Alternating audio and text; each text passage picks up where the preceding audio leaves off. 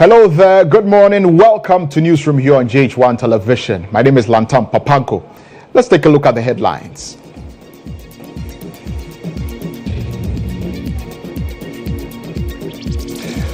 And coming up in the bulletin, we'll take you live as the Coalition of Concerned Citizens Against Galamsey present petition to Ministry of Lands and Natural Resources as it continues its demonstration against illegal mining.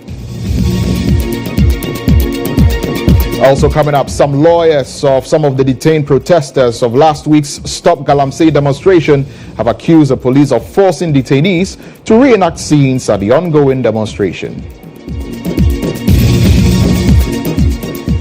Also coming up, over 250 sacks of marijuana are set to be burnt at Bundase. And later on in business, the Ghana Export Promotion Authority is gearing up to create more jobs in the coconut value chain as it prepares to host the 4th International Coconut Festival. We've got details of all of these stories and more coming up for you here on Newsroom today. Do stay tuned.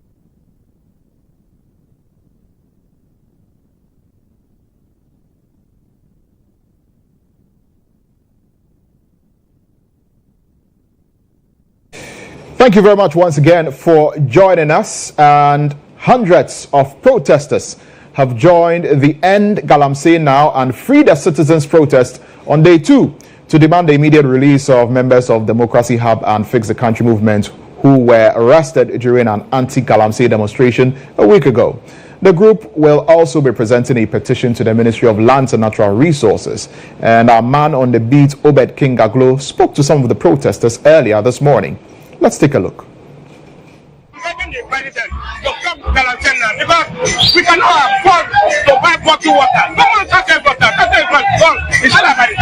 What is not about drinking it. We cannot afford to buy water. But for them, they can buy the water. This is not our now. We need those people who have been arrested. People have been killing people. People have been people. They are arrested. They didn't detain them. All these are people, Chinese people. Why did they arrest them? Somebody who's protecting for Ghana. Look at water and drinking. Is it fair? I'm here because my children are being poisoned. My children are having to drink this. Plants are being poisoned that my children eat. DJ control. Their father is not looking after them. I am a single mother here for my children. My husband, their father, has kidnapped some of our children because they cried, because he shouted, "No more Galamsey!" So he has done what? He has kidnapped him and me, our children. Let our children go.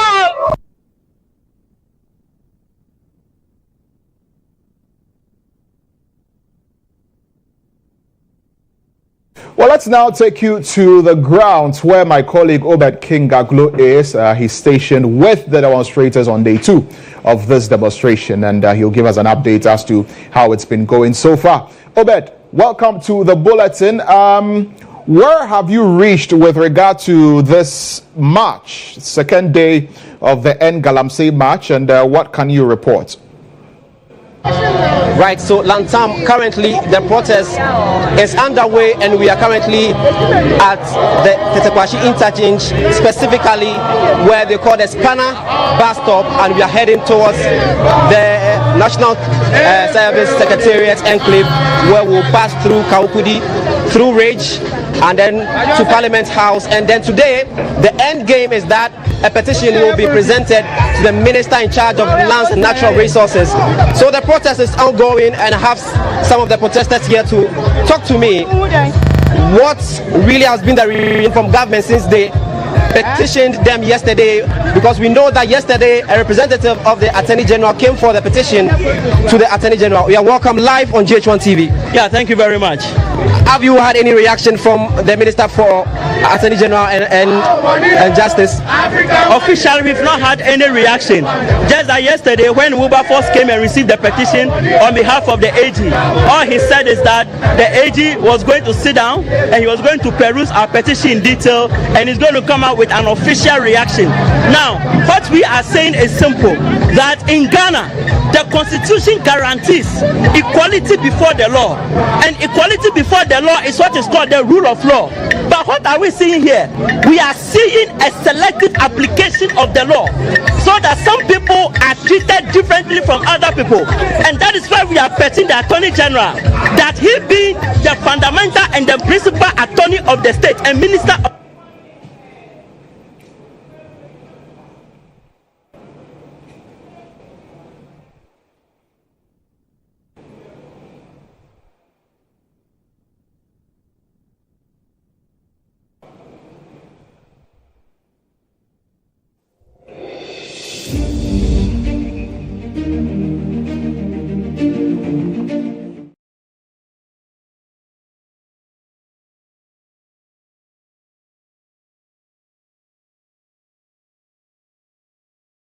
Lost Obed King Gaglo there, who is stationed with the protesters somewhere around the 37 military hospital, and they plan to go and deliver a petition to the Minister for Land and Natural Resources. We'll try and re-establish connection with Obed Gaglo to bring us some more updates on that. But still on these issues, lawyers of some of the detained protesters of last week's Democracy Hub Stop Galamsey demonstration have accused the police of forcing detainees to reenact scenes at the protest grounds. In a statement, the group says the police continues to use unlawful means to intimidate these protesters.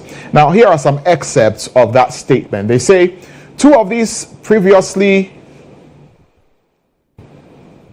we are deeply alarmed by reports that during today's Free the Citizens and Stop Galamsey Now protest, officers of the Ghana Police Service transported some of the unlawfully detained protesters from the 21st September to today's protest grounds. In the same clothes they arrested them in and attempted to bring many others to reenact scenes for photo and video recordings. Two of these previously arrested protesters complied with the police's request, while one refused this request. The Ghana Police Service continues to employ unlawful and unjust intimidation tactics against Ghanaian citizens. Now, this is a gross abuse of power and due process, something that the Ghana Police Service has consistently demonstrated a disregard for. Now, these reports are appalling as they represent a gross breach of ethics and the rights of citizens who are under police custody. These individuals have been remanded into police custody with the responsibility to ensure their safety and security until their next court hearing. They go on further to say that the actions taken by the police in this case are not only unprofessional but highly concerning. And in light of these reports, we immediately call for the following actions: a thorough investigation into the matter, the police officers involved in these acts of misconduct be held accountable, improved protection for detainees in police custody, and ensure professionalism in the conduct of police duties. So these are excerpts of that statement that was released by Democracy Hub. Now, let's stay on this a while longer. Let's get on to Zoom and speak to Dr. Adam Bona, and he'll help us understand from his perspective, this perspective of a security analyst, how some of these things should play out. Now, Dr. Bona, thank you very much for joining us on phone. Now, these are some new concerns that are being raised about police forcefully taking detainees to do some reenactment. What is the standard practice as far as some of these things are concerned? I mean, if the police already have evidence against these people, should they be resorting to telling them to reenact the things that they did, for which the police want the courts to convict them for? Well, usually, we, according to the AG's presser, they have encouraged the prosecutors to look into the issue of bail. And secondly, also look into the issue of those who are alleging that they were not part of the demonstrators and yet they were, at the venue for some reasons and they were bundled together. And so it means that there might be some category of persons who, if what we are hearing is anything to go by, they were at the wrong place, at the wrong time, and they were picked up. And so the possibility is that such persons usually would be taken back to the scene to probably reenact, to be able to tell, to be able to connect the dots, to tell whether indeed they were there or they were, where did they come from? Because I'm aware that, some videos were captured, images were taken of demonstrators as part of, policing the demonstrators.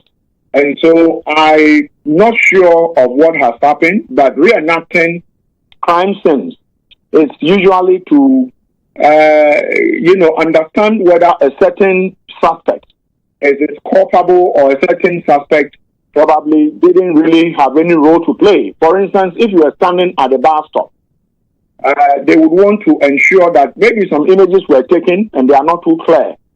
They will have to position you again and see whether indeed it is you who the image, the photographer captured, who was standing far away and you were not taking part of whatever is going on. And so I have heard that the same clothes they wore on the day when they were arrested is the same clothes they are still wearing. The reason is that in reenactment, you want certain things that took place on the same day to it means that you don't have to wear a different uniform. You must appear in the same dress. That way, to make it easy to tell, okay, that is this person who probably walked casually to the place and was not taking part of the demonstration. So it is a possibility that is what is going on, even though I do not have the full fact. But this is the standard practice.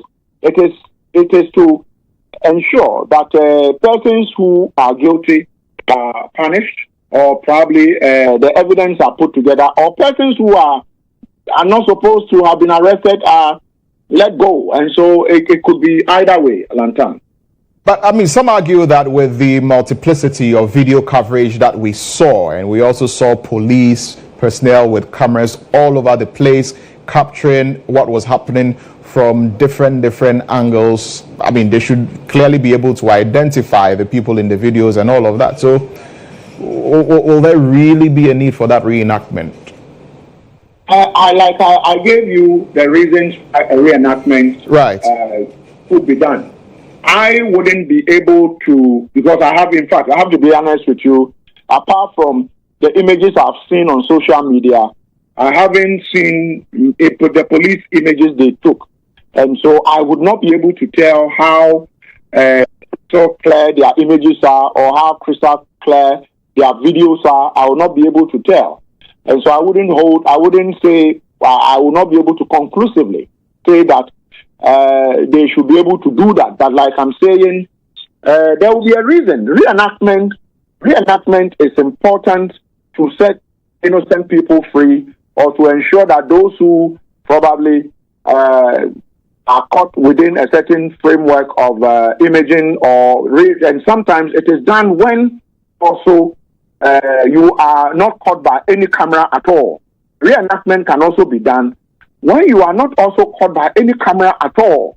Maybe eyewitnesses would say, we saw him, and when we saw him, it didn't look like he was part of the people. So they'll bring you back. Then you should be able to see whether the evidence you have given or the statement you gave you are able to play that back in terms of reenacting that. And so it is possible, but I have heard that their lawyers were not there. As for that, I cannot speak to that because I'm only speaking to what I know. And usually the lawyers for some of these things should probably be part of what is going on. But I'm not privy to all the facts, so I won't be able to speak to that, Lantam. Very well, Dr. Bona, we're grateful that you've spoken to us here on Newsroom. Dr. Adam Bona is a security analyst. Now, the Member of Parliament for the Medina constituency and human rights lawyer, Francis Xavier Sosu, has sued the Inspector General of Police and the Attorney General at the Human Rights Court over violation of the rights of 32 protesters. The action, initiated on Thursday, October 2, is challenging the arrest, detention, and refusal of bail and several other violations, including the right to protest. The 32 protesters include Oliver Barker Vomao, Elom Ababio, popularly known as Ama Governor, and Ralph Williams. Now, Francis Sosu spoke on News Tonight, accusing the Attorney General of leading injustice meted out to the Democracy Hub demonstrators. What police needs to do is bringing them under control, not bundling everybody together, including people who did nothing, people who were bystanders, arresting all of them, right, and taking them to court for them to be remanded. So clearly, a lot of these arrests are unlawful arrests. The detentions are unlawful detentions. The prosecutions are malicious, and they've been denied their right to dignity of the person. Some of them were denied right to lawyers. And so we are before the Human Rights Court for declarations to that effect, and also for compensations for the unlawful arrest and prosecution. It's not everything protesters do that amount to criminality, and for that reason, you are so high-handed on these poor protesters. In any event, every single charge that has been brought against these protesters did not border on felonies. Most of them were misdemeanors. So since when do we start, mass remand of people on account of misdemeanors? Clearly, it looks like a grand scheme on the part of the state, the Attorney General and the police to ensure that our compatriots who are protesting stop those protests, so we can induce some fear into them and intimidate them, so they will not speak up against the illegality that is rather happening in those Galamsey sites. Now, the founder and head pastor of the Maker's House Chapel, Dr. Michael Bwedi Nyamiche, says government must provide alternative solutions if it wants to ban illegal mining, also known as Galamsey. Speaking on Star Chat with Bola Ray, Dr. Bwedi Nyamiche stated that Ghanaian youth who are into Galamsey are there mainly due to a lack of jobs. People are into that because it brings them their livelihood. If you want to stop Galamsey, there should be alternative solutions. I'm writing a very in-depth academic paper on it, on how Ghana can tackle this menace. We have to look at both approaches, because you cannot just go out there and say we are going to beat the people, arrest them because nobody is going to sit down and say hunger or starvation should kill me. They are going to go back there. They will rebel.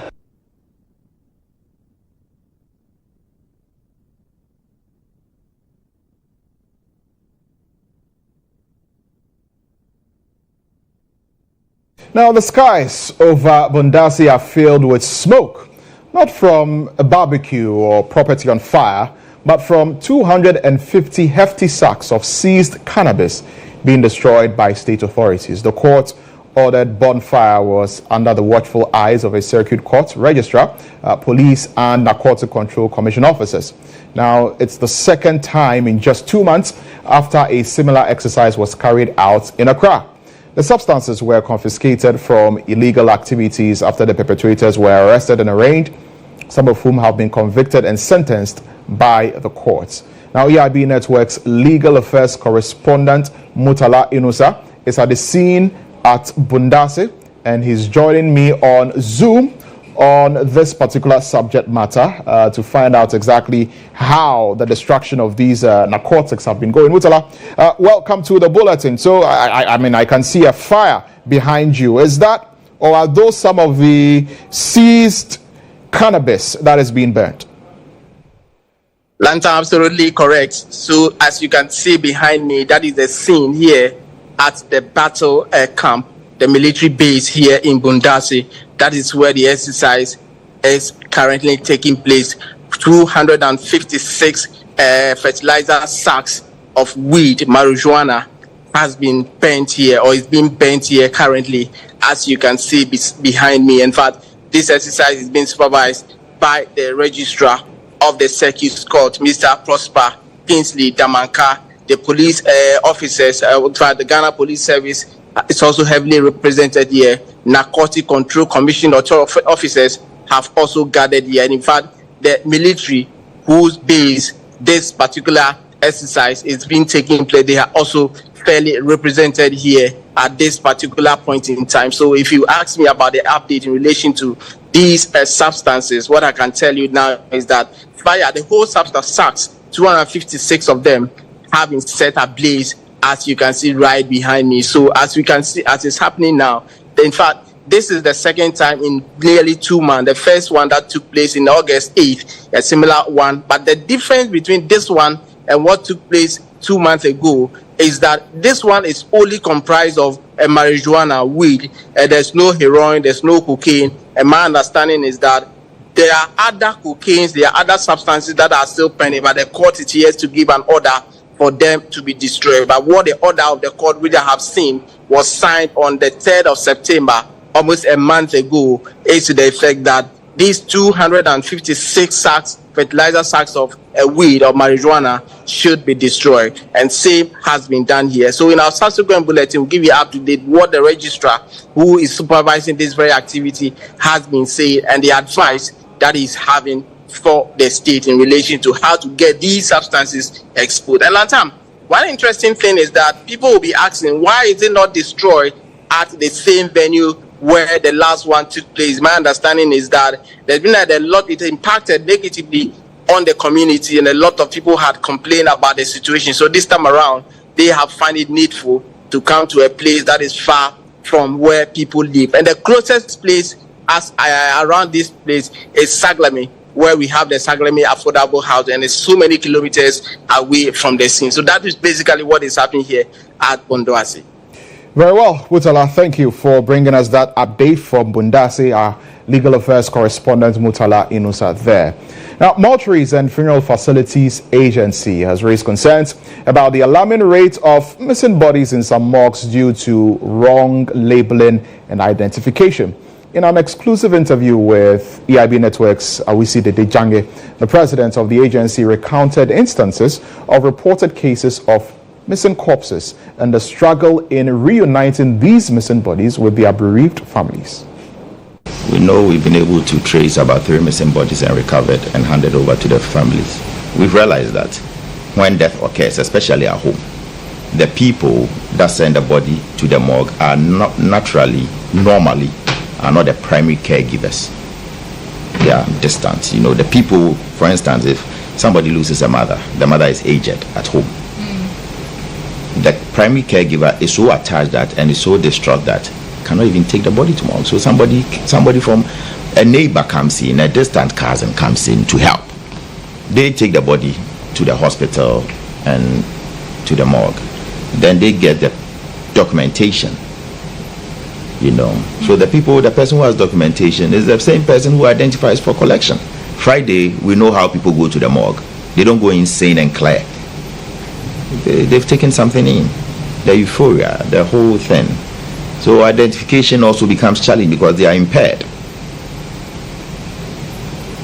The other aspect is on the morgue, mislabeling. 1992, 912. Sarah, you know, and these things happen. Meanwhile, the issue of overcrowded in mortuaries due to unclaimed bodies may soon be addressed, as the Mortuaries and Funerals Facilities Agency has indicated plans to digitize operations in public mortuary facilities across the country. The agency CEO, Dr. Yao Chirifo, believes that the proposed digitalization will enhance tracking of unclaimed bodies, improve record keeping, and streamline communication between mortuaries and bereaved families. times the public morgues are willing to waive the fee. Somebody should own up for, somebody should just come and identify and pick it away. Look, mass burials is expensive. It's not cheap, so it's not easy for any facility to undertake mass burial. We envisage an agency so that we sit in the office as we are sitting now, and everybody who passes and is sent to the morgue, we have real-time data. For instance, if somebody passes in Bono East or Wenchi or Doma, once you pass and you enter the morgue, we have data that this person, Kwesi Asumesi, in Doma, in this district, has been brought to the morgue. We want to digitalize the whole flow using Ghana card as a form of identification, or your NHIS card, which is also synced. Your NHIS card is your Ghana card and all that. So the identification issues, to the extent that missing bodies, people who are knocked down by vehicles or they are found dead and brought to the facility, they can be identified by collaborating with the National Identification Authority using a fingerprint. So we just have the basic information: name, age, phone number, and next of kin.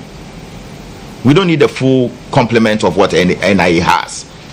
Basically, to be able to call who the next of kin is, that your family member is here. Can you just come for it? Because we have unclaimed bodies.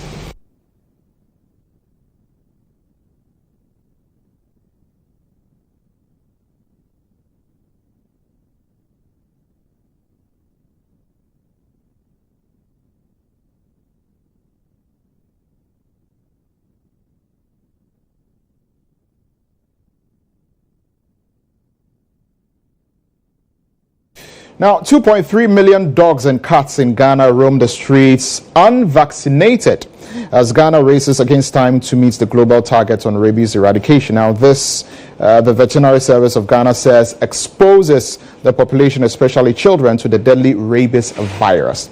Now, to curb this, the Veterinary Service wants district assemblies to enforce bylaws on responsible pet keeping to stem the tide. Ashanti Regional Correspondent Ivan Heathcote Fumado has more. Rabies, a zoonotic disease, is usually contracted from dogs and cats, either through bites or scratches from a rabid pet. Rabies kills over 55,000 people worldwide annually. Even though these deaths are preventable through vaccinations, only 76,000 out of 2.5 million dogs in Ghana have been vaccinated as of 2023.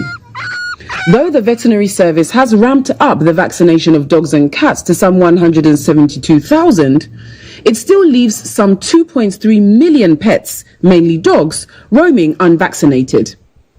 Ashanti Regional Director of Veterinary Services, Dr. Mabel Abudu, attributes this trend to irresponsible pet keeping and lack of enforcement of laws on animal welfare. People should be responsible for pets. They feel they need a pet and they go for it. But it comes with responsibility. And so we are educating them that once you go for it, then you need to budget for them. If you know you can't take care of them, don't go for them.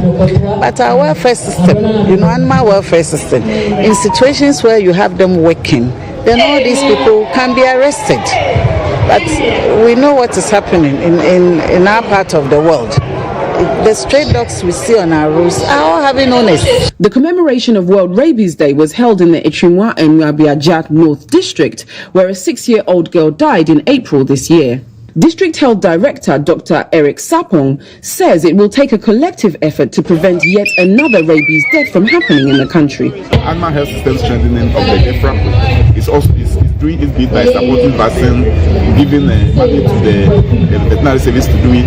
The USA project is also doing education, community education, the Food and Agriculture Organization is also doing the World Health Organization. So the donors are supporting, but it is us in the community, because rabies education starts in the communities. And that is where the effects should be. That community members, assembly members, the district assemblies will take bylaws about how to work together. We can all work together to send the community. Ghana has just 6 years to attain the targets of the Global Alliance for Rabid Control, which aims to completely eradicate rabies deaths by the year 2023. National lead of the Animal System Strengthening Project of DEFRA UK, Dr. William Edu, insists that until the country is able to vaccinate 70% of all dogs and cats, achieving this will be a mirage. This year we had a very sad incident where a 6-year-old girl was bitten by a dog and eventually died of it as a result of rabies.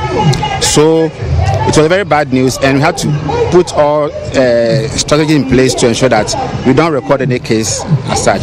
So what we need to do as a corporate responsibility for both veterinary individuals and all stakeholders is to ensure that our pets are vaccinated. Some residents took advantage of a free rabies vaccination exercise mounted at Asofia in the Echimwa in Mwabiaja North District to get their pets vaccinated.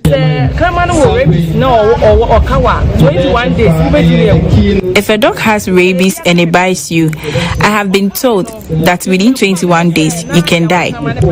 I have been bitten by a dog before, but the only thing that helped me was the dog had been vaccinated. I am someone who really loves pets. When I purchased my pet, I ensured it was vaccinated to avoid it harming anyone. It is important to get your dog vaccinated. Yes, I have been bitten by a dog before, but fortunately for me, the dog had been vaccinated. But when I went to the hospital, the doctor made mention of something that frightened me, about having to cut my beard and hair before I die or I'm caged. The doctor also said if I am infected, my saliva can pass on rabies. Therefore, I am very scared of rabies. The World Rabies Day, marked annually on September 28, also marks the anniversary of the death of Louis Pasteur, the French chemist and microbiologist who developed the first rabies vaccine. You're still watching Newsroom here on GHOne TV. Time for Election Hub.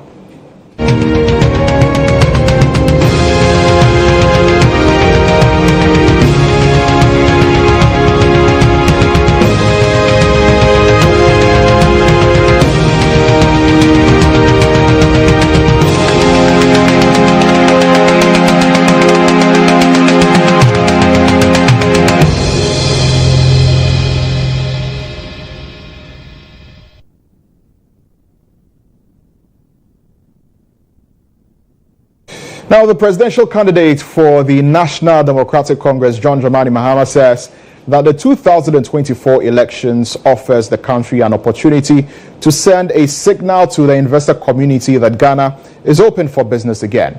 The former president emphasized that the next NDC government under his leadership is coming to transform the economy and make it more resilient and business-friendly. John Mahama made these remarks during a community engagement at Nakbanduri as part of his campaign tour of the Northeast region. Grace of God, everybody believes and knows that NDC is coming back into office. All the opinion polls are showing that NDC is going to win the election.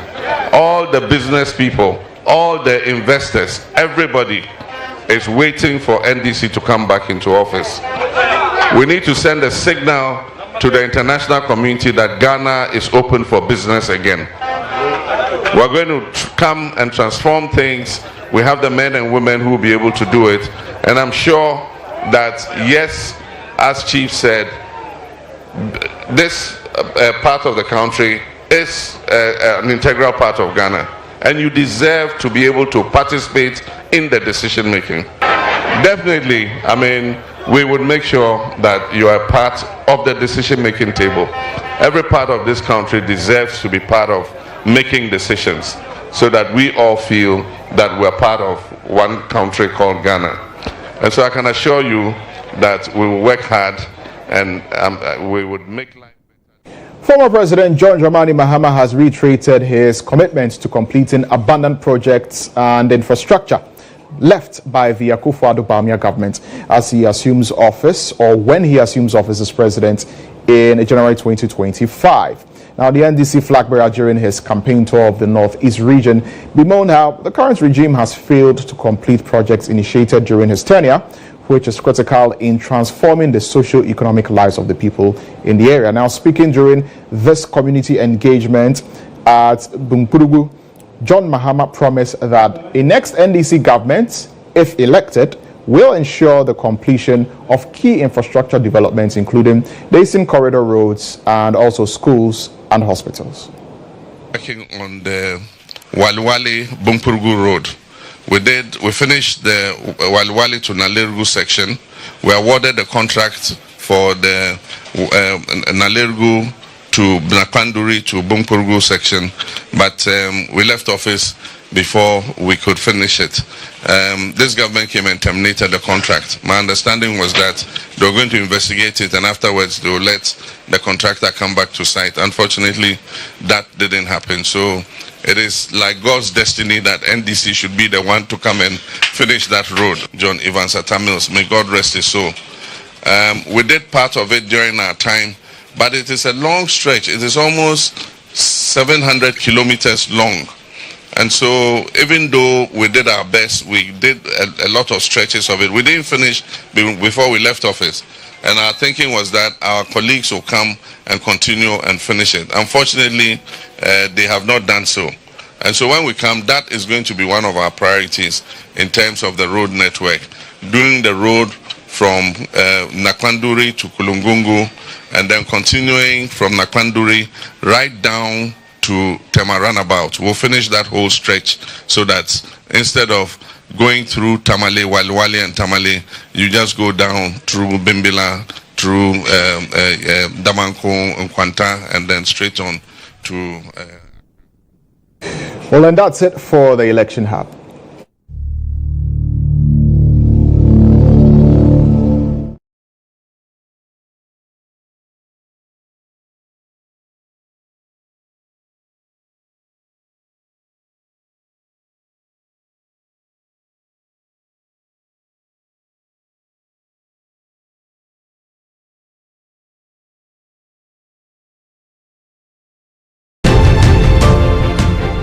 GHOne OV van has been one of the best vans I've used personally in this country. It runs a system where we are able to run on Dante to be able to do our broadcast mixed well also from this van. I've used this OB van for quite a number of big productions, i.e. 3 music awards, the late President Rollis' state funeral, Emmys Africa Awards, and a number of them. My experience with the GHOne van has been the state of the art equipment they have. Personal experience is you can use it for both indoor and outdoor, all events, conferencing, like anything you need a van to work for you, GHOne provides it. My experience with the van has been very good. Why? Because it has a number of facilities that I may not get in other vans. You know, the van has a very wide bench that can accommodate all my technical crew, ICCU, switcher, graphics, CG, and all of that. And then it also has a studio, a green room studio that comes with TriCaster. So if you want somebody to do commentary on a live event, you can put that presenter or host in that studio as well and get that running. To give an experience to our audience, we're also watching on TVs and online. Work with an Exo technology system, which makes your video mixing with Panasonic cameras, like a lot of other stuff in terms of content you need to get also for your live broadcasts. I prefer the GHOne van to a lot of other vans I've used, or even doing my own setup on a tabletop setup. Because on a production you see a number of people in the van. And so if you have a very small van, it means that it's going to be choked, and that will affect the creativity as well. The price has been discounted as well to accommodate varied budgets. And so no matter the budget you have, I understand you can have the truck and do business with it. It looks huge, but very affordable. Cost is really, really affordable. My experience with it, EMI Awards last year, super excellent. Try it, call them, and I'm going to give you the best of price. Really affordable.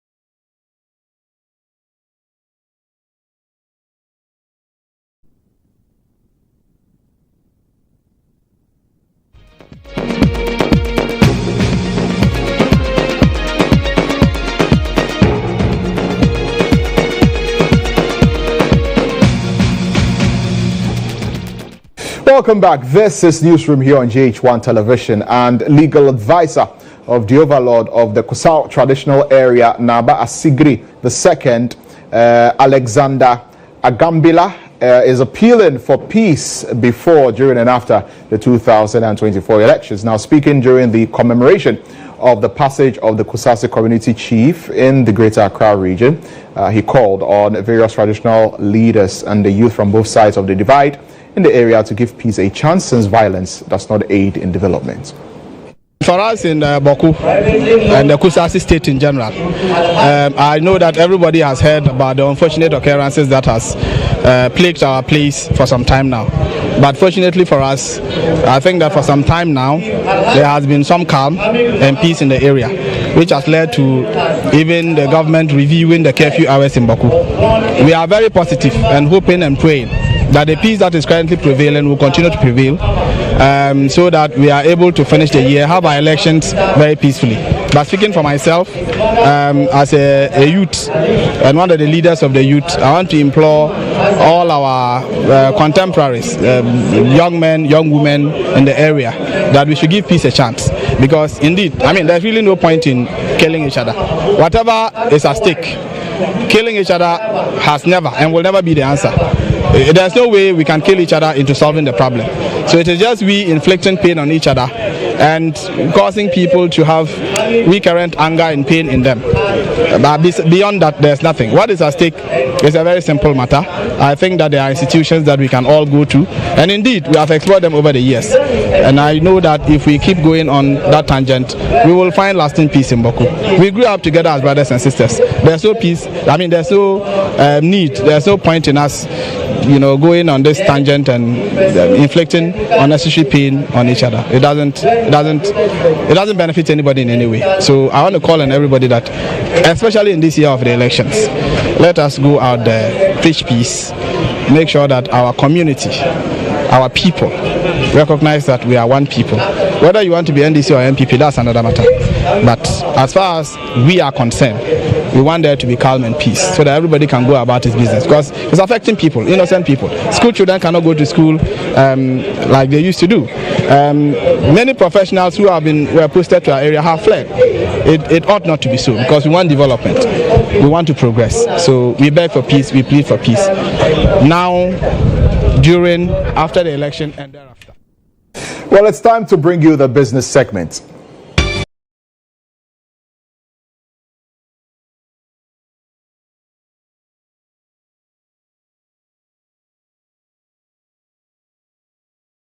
The Ghana Export Promotion Authority is gearing up to create more jobs in the coconut value chain as it prepares to host the 4th International Coconut Festival. This year's festival, scheduled to take place at the Accra International Conference Center from October 21 to October 23, 2024, aims to bring together stakeholders from across the continent and beyond to enhance exports and other opportunities. According to the 2022 data from the Food and Agriculture Organization, Ghana ranks among the top coconut producers in Africa and 12th globally. Speaking at the launch of this year's festival, Samuel Dentu, Deputy Chief Executive Officer of GEPA, indicates that coconut production has the potential of creating more jobs to tackle unemployment. I am able to come up with 100 acres of coconut plantation. In maintaining that, you employ a lot of people off the streets to go onto the plantation to work. Apart from that, it is said that no part of the coconut is waste, right? And so the more we do this festival, the more we open the eyes of the youth about what coconut can be used for, and then we would encourage them to join the value chain as far as coconut industry is concerned. So it will promote employment for the youth who are interested in agriculture. Ibrahim Kweku Asante of the Council for Scientific and Industrial Research highlighted the significance of coconut production, noting that every part of the coconut plant has economic economic value. Coconut crop, it is a livelihood crop, as we've all heard so far. Nothing of the coconut tree goes waste. You look at the issues of the soil, CSIR, that's the Council for Scientific and Industrial Research, and I stress is the council, it's not the center.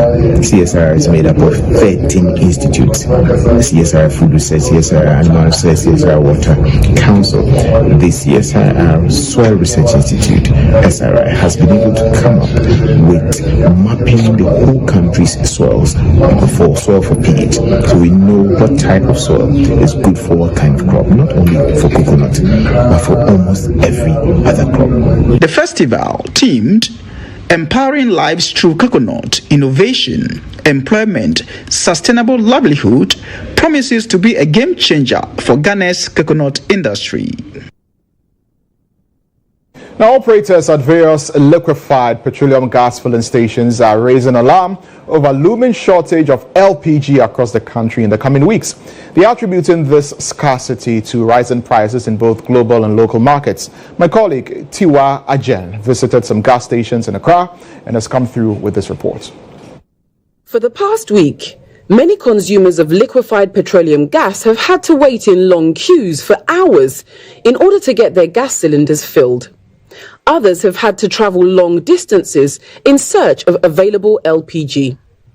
Some consumers say this latest development has compelled them to resort to the use of charcoal despite its ban. The fact that there is going to be a shortage of gas is not a good idea because people use the gas for everything that we almost do. People use it for fuel, cooking, for gas, everything we are using. Most of everything in Ghana is used with gas. There are some countries that use more electricity, like stoves that use electricity.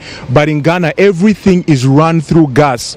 So the fact that there will be a shortage, it means that already the prices of the gas has already increased. That means if we get external gas into the country, it means the price that we are currently facing already, which is already expensive, is going to double that amount, which is going to cost us to pay more money and also going to cost the government to bring more money to bring it inside. Breakfast man kolano ye show mo anopa onbeko su gense be short de be higher parents ni pa nti pa sa ban no onye bibi mfa ho na se na be ya em ko ha drinks nti pa na cho. The Institute of Energy Security has warned that LPG prices are expected to increase by 50 pesos in the first 2 weeks of October. A recent visit by the news team to various gas stations witnessed firsthand the frustration of consumers, but some operators refused to speak to the team in fear of making the situation worse. Maxwell Ajay is the assistant manager at Trinity Gas Station. Ana atoabu gas no so almost 4 to be asi wo na ma gas na ashort no enya sa de anka gas wo tinka ben phone betima bibi afa ho de kabeboy. With the stakes high for families and businesses alike, consumers are calling on government to take swift action in order to resolve this crisis. Now, the Ministry of Works and Housing has announced plans to construct 41 housing units in each district across the country, aiming to bridge the housing gap at the local level. Senior advisor to the minister, GHOne, made these remarks at the 3rd IFC Edge Awards in Accra. According to the Ministry of Works and Housing, as of 2023, Ghana's housing deficit stands at 1.8 million units. Against this backdrop, the government has launched a revised national affordable housing program dubbed My Home, My Peace. Speaking on the sidelines of the 3rd International Finance Corporation Edge Students Competition Awards, senior advisor to the sector minister, GHOne, revealed the ministry is about piloting 41 housing units in 6 districts to be replicated across the country. It's quite different, and that technology would benefit a lot more from green conversations, energy efficiency, water conservation, among others. We're currently starting with about 6 districts. Each of these districts would get about 41 units. So that means that if we amplify such a policy across all the districts, we can fix not just the affordability concerns of houses in the urban centers. Kyle Kelhofer, IFC Senior Country Manager for Ghana, Liberia, and Sierra Leone, highlighted the organization's support for Ghana's private sector, providing approximately $450 million in 2023. Around the world, last year, IFC provided over $56 billion to companies in emerging markets globally. Here in Ghana, last year, we provided approximately $450 million across a range of sectors, whether it's banking sector to help access to finance for SMEs or woman-owned enterprises, buildings, manufacturing, warehouses. Magdalena Wu, acting head of cooperation for Swiss State Secretariat for Economic Affairs, stressed the importance of empowering young designers to showcase their talents. For SECO, this is a very nice program because it supports young people, and I think we as SECO, we want to invest in young people. I think they are the asset of the country, so we have to show them, we have to help them that they can showcase what they're doing, and this kind of awards, this kind of competition help them to show what they're doing. Joel Jojo Osam-Mensah from Central University emerged as the best building designer at the 3rd IFC Edge Students Design Competition. Well, and that's it for Business on Newsroom.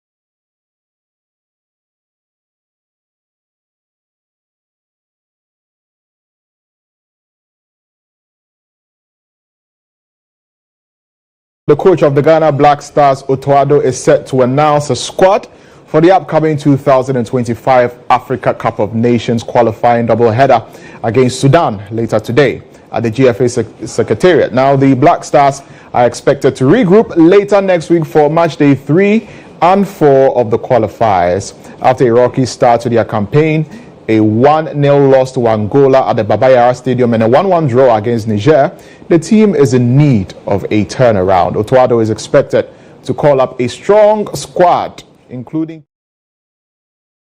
Danayu, Inaki Williams, and goalkeeper Lawrence Atizigi. Currently third in their group with just 1 point, the Black Stars will face Sudan at home on Friday, October 11, before traveling to Libya for the second leg on Monday, October 14.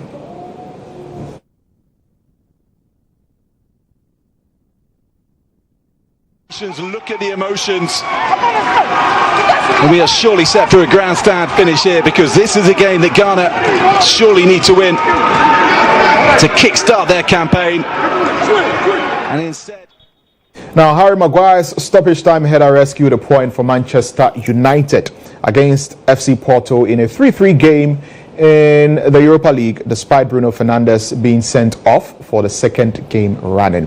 Porto came back from 2 goals down after early strikes from Marcus Rashford and Rasmus Højlund. But Manchester United manager Erik ten Hag says the side should not be judged now, despite their disappointing start in the season. We dominate.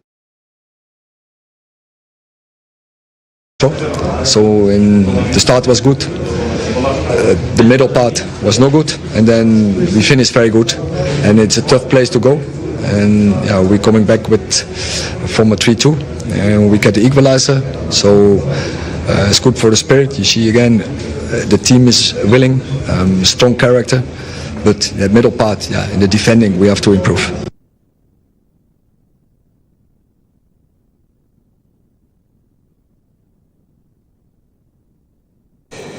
It's time now for some entertainment news.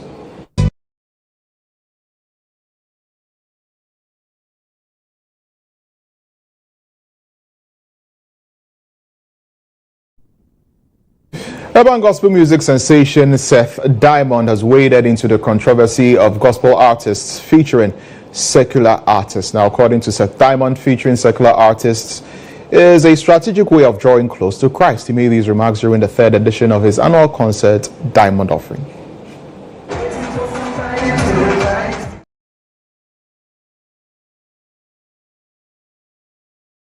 Believers together to praise God for His goodness. The event hosted gospel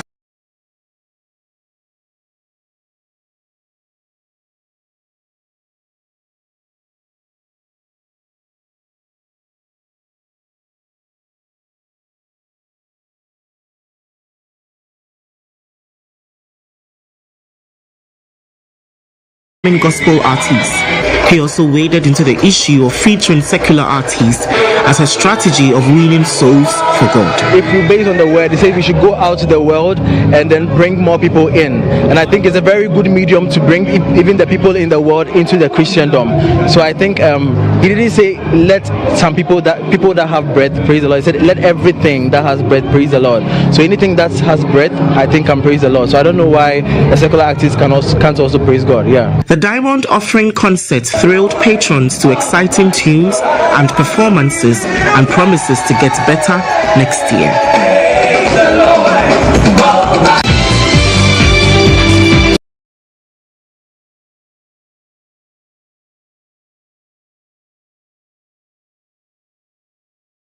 Eight people have tragically lost their lives after a ferry just a short distance from its destination. The boats traveling from the town of Minova in South Kivu sank while approaching the shore of Goma on Thursday morning. A video circulating on social media captures the moment the vessel tilted dramatically before going under. According to a regional governor, there were 278 passengers on board. Well, that's it for Newsroom here on GHOne TV. Thank you very much for watching. For more news, log on to starfm.com.gh. Also take a look at our social media pages, Facebook, Instagram, and X, and of course, YouTube with the handle at GHOne TV. My name is Lantam Papanko. Have a good day.